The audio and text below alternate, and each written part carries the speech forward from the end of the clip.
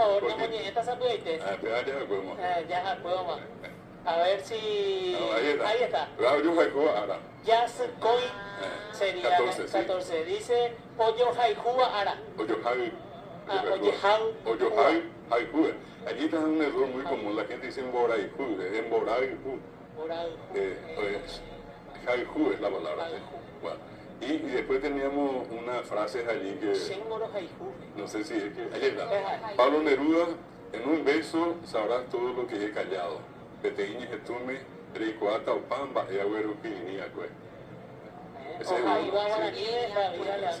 Después, a ver un poco si tenemos... Ahí está. Gustavo Adolfo Bécquer, por una mirada a un mundo, por una sonrisa a un cielo, por un beso, yo no sé qué te diera por un beso.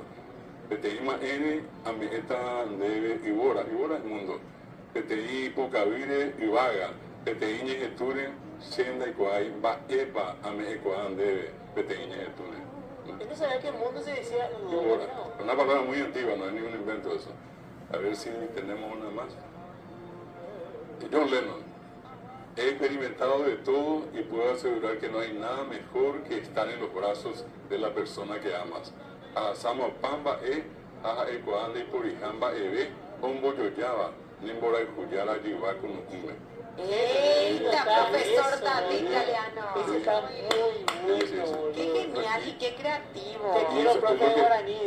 Lo que tratamos siempre de hacer con esto también es mostrar la capacidad que tiene el idioma. Porque muchas veces la gente dice, ¿será que podemos decir? Y se puede, ¿verdad? Y hasta suena lindo.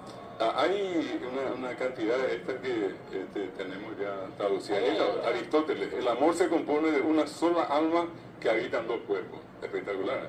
Borajupenico o IPTI anga añu, oikoa mocoite te pipe. Tete, cuerpo. Marco Tulio Cicerón dice, nada es difícil para el que ama. Leipori ba ella tu uva, o por los Cuba